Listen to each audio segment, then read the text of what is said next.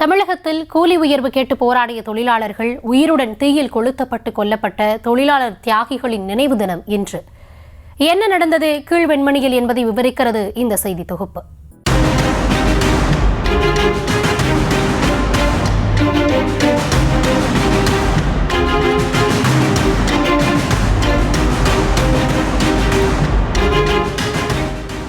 மணி இரவு 8 தாண்டியது. திடீரென ஊருக்குள் புகுந்த அற்ப பணத்திற்கு மனிதர்களை வேட்டையாடும் கூலிப்படை. திரும்பும் திசையெல்லாம் காதை கிழித்த அலறல் சப்தம். உயிரை காப்பாற்றிக் கொள்ள நாலாபுரமும் தெரித்த அப்பாவி மக்கள். ஒற்றை குடிசை, தகிதகிக்கும் நெருப்பில் அணு அணுவாய் அழிந்து போன உயிர்கள். பிஞ்சு குழந்தைகள் வெந்து சாவதை பார்க்க மனமில்லாமல் சன்னலில் தூக்கி வீசிய தாய்மார்கள் என கீழ்வெண்மணி படுகொலையை விவரிக்க கைகள் நடுக்கம் கொள்கின்றன, நெஞ்சம் பதைக்கிறது. தமிழ்நாட்டின் நெற்களஞ்சியம் என வார்த்தையால் வர்ணிக்கப்படும் தஞ்சையில் நிகழ்ந்த கொடூரம்தான் கீழ்வெண்மணி படுகொலை.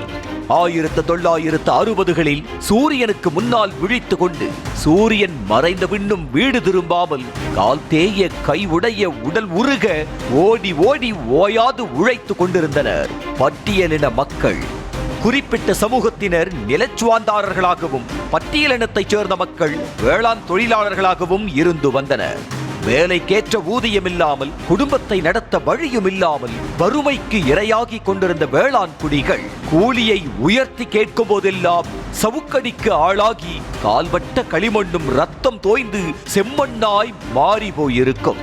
பற்றாக்குறைக்கு சாணிப்பால் குடிக்க வைப்பதும் என நரக வேதனையை அனுபவித்தனர்.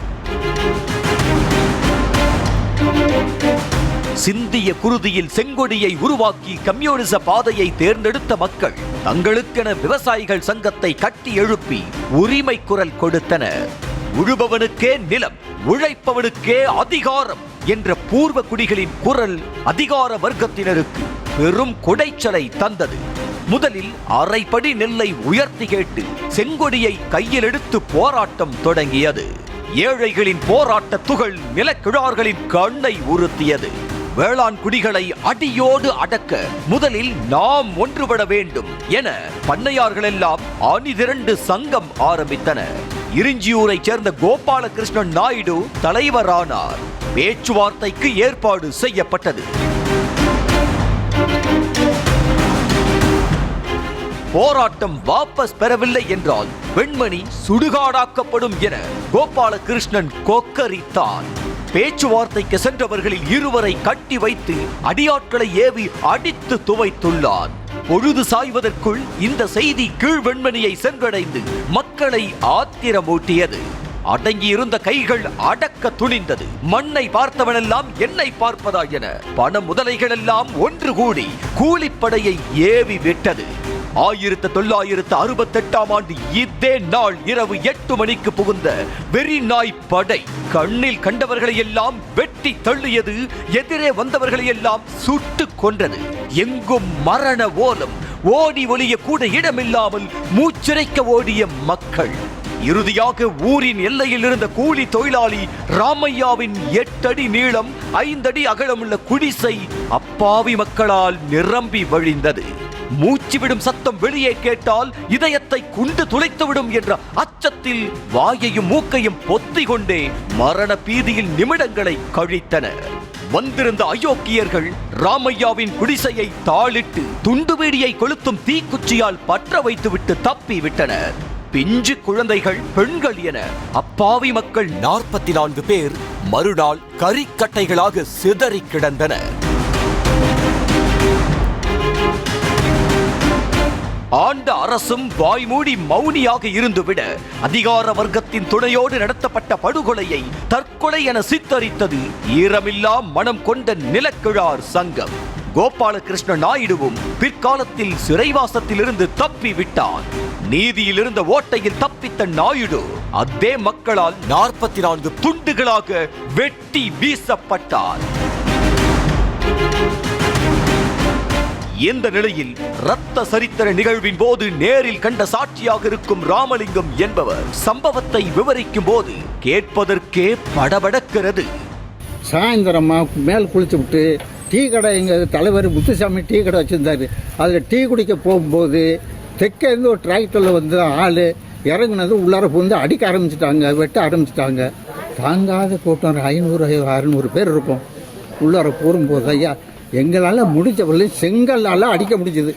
அது வயல், இதுதான் கடல். செங்கல்லால் அடித்தோம். அப்படி அடிக்கும் போது அங்கேருந்து லைட் அடித்து பார்த்தாங்கல்ல, அவன் பக்கம் ஆள் இல்லைடா உள்ள நுழையடான்ட்டான். அவங்க உள்ள நுழையவும் துப்பாக்கி சூடப்படவும் வெட்டுப்படவும் நாங்கள் ஓட ஆரம்பிச்சிட்டோம். அவ்வளோதான் ஐயா.